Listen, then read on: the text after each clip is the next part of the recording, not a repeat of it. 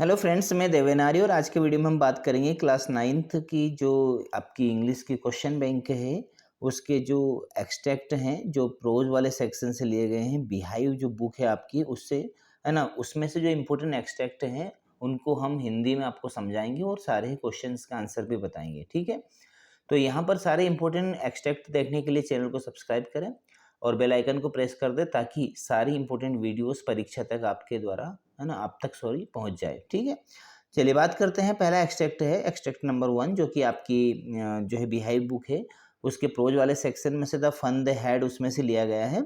और आपने जब लेसन पढ़ा होगा, पहला ही लेसन है आपका कि इसमें टॉमी और मार्गी नाम के जो दो बच्चे हैं वो फ्यूचर में जाकर आज के स्कूल के बारे में जो है बातें कर रहे हैं। उनको एक किताब मिलती है, उस किताब के बारे में दोनों की राय क्या है ना, कि टॉमी क्या उस किताब को देखकर बोलता है, क्योंकि आज से लगभग है ना 150-200 साल बाद के जो बच्चे हैं वो किताबों को सिर्फ स्क्रीन के ऊपर ही देखेंगे, है ना। ऐसी जो है किताबें कागज़ के ऊपर प्रिंट की हुई किताबें उनको उपलब्ध नहीं होगी।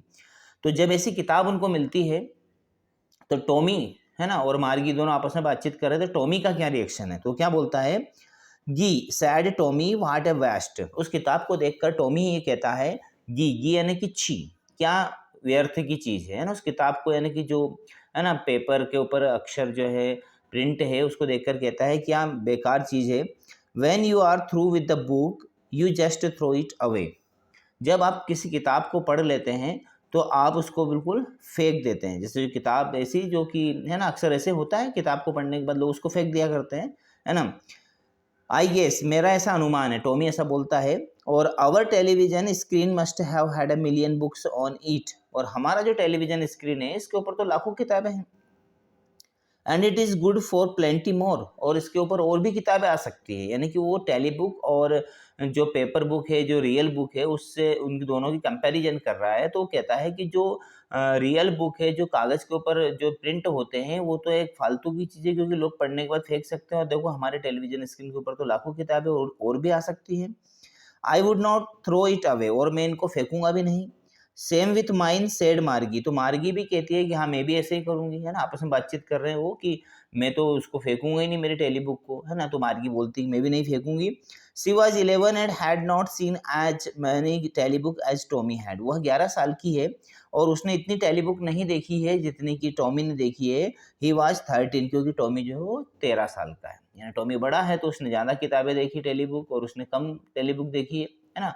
तो दोनों आपस में है ना अपने विचार व्यक्त करते हैं टेली बुक और रियल बुक के बारे में। She said where did you find it. अब मार्गी उससे पूछती है कि तुमको ये कहाँ मिली। इन माई हाउस। तो जो टॉमी है वो कहता है कि मेरे घर में। और he pointed without looking because he was busy reading in the attic. और वहाँ बिना है ना मार्गी की तरफ देखे, है ना, पढ़ने में व्यस्त है इसलिए बिना उसकी तरफ देखे इशारा करता है एटिक की तरफ, यानी कि जो एक अटारी टाइप ऐसा जगह होती है जहाँ पर बहुत सारा पुराना सामान पड़ा रहता है, कबाड़ा वगैरह, उस तरफ वो इशारा करता है कि मेरे को वहाँ से मिली मेरे घर में। What is it about school. तो वो उससे पूछती है कि किसके बारे में, ये जो बुक है ये किसके बारे में है। तो जो टॉमी है उसको बताता है कि जो किताब है ये स्कूल के बारे में है। ठीक है, अब ये एक्सट्रैक्ट हमने 1 पढ़ लिया है, एक्सट्रैक्ट 2 भी हम पढ़ने वाले हैं, इसके बाद में हमको क्वेश्चन मिलेंगे। ठीक है, तो एक्सट्रैक्ट 2 देखते हैं। अब मार्गी जो है जब उसने सुना कि स्कूल के बारे में है तो मार्गी वाज स्कॉर्नफुल। स्कॉर्नफुल का अर्थ होता है मतलब बहुत ही ज़्यादा जिस घृणा, है ना, घृणा से भरी हुई थी वो किसके बारे में, स्कूल के बारे में, मतलब स्कूल से बहुत नफरत करती थी। What is there to write about school. School के बारे में कोई क्या लिखेगा।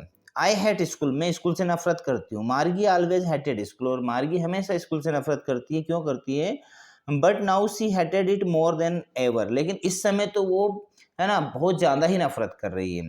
क्यों कर रही है, the mechanical teacher had been giving her test after test in geography. क्योंकि उसका जो मैकेनिकल टीचर है वो उसको भूगोल का टेस्ट दिए जा रहा था, है ना, एक टेस्ट के बाद दूसरा test. And she had been doing worse and worse until her mother had shaken her head sorrowfully and sent for the county inspector. और वहाँ उस टेस्ट में बहुत बुरे से बुरा कर रही थी, मतलब बहुत ही, है ना, उसका प्रदर्शन बहुत ही कमज़ोर था, उसको भूगोल में कुछ भी नहीं आता था। और इतना बुरा कर रही थी अंटिल, तब तक बुरा कर रही थी जब तक उसकी माँ, है ना, सोरोफुली यानी कि बहुत ही दुख के साथ अपना सिर नहीं पकड़ लेती और किसको नहीं बुला लेती, काउंटी इंस्पेक्टर को। अब काउंटी इंस्पेक्टर कौन, जो मैकेनिकल टीचर जो पढ़ाता है, तो उसमें कोई मिस्टेक आ जाती है, कोई उसमें किसी पार्ट्स में कोई है ना दिक्कत आ जाती है, तो उसको सुधारने के लिए जो है ना व्यक्ति रहेगा उसको काउंटी इंस्पेक्टर बोला जाएगा। ठीक है, तो ये दोनों एक्सट्रैक्टर हमने देख लिए। अब इनके कुछ क्वेश्चन है। तो name the writer of the story the fun the had. इसके राइटर कौन है? तो इसके राइटर है इजाक आसिमोव। ठीक है, ए वाला answer. What was Margie's opinion about school. Margie का ओपिनियन क्या है, मार्गी की राय क्या है स्कूल के बारे में? तो भैया वो तो सी हेटेड स्कूल, वो तो बहुत नफरत करती है। What was wrong with her mechanical teacher. उसके मैकेनिकल टीचर में क्या प्रॉब्लम आ गई थी? तो उसके मैकेनिकल टीचर में प्रॉब्लम ये आ गई थी कि वो क्या कर रहा था, देखिए यहाँ पर आ रहा है ये, it was giving her test after test in geography. वो उसको जियोग्राफी के टेस्ट के ऊपर टेस्ट दिए जा रहा था। ठीक है फ्रेंड्स, तो मैंने आपको दो एक्सट्रैक्ट बताए, दोनों से सिर्फ 3 क्वेश्चन है। यदि आपने लेसन अच्छे से पढ़े हैं तो आपको एक्सट्रैक्ट बहुत अच्छे समझ में आएंगे। मैंने पूरा प्रयास किया है। यदि आपको वीडियो अच्छा लगा है तो लाइक कीजिएगा, ठीक है, दोस्तों में शेयर कीजिएगा। और इंग्लिश की तैयारी और विज्ञान की तैयारी करने के लिए इस चैनल को सब्सक्राइब करके रखें। प्लेलिस्ट बनी हुई है, वहाँ पर आप विज्ञान और इंग्लिश के वीडियोस देख सकते हैं। ठीक है, थैंक यू वेरी मच। मिलते हैं नई वीडियो में। ओके, धन्यवाद।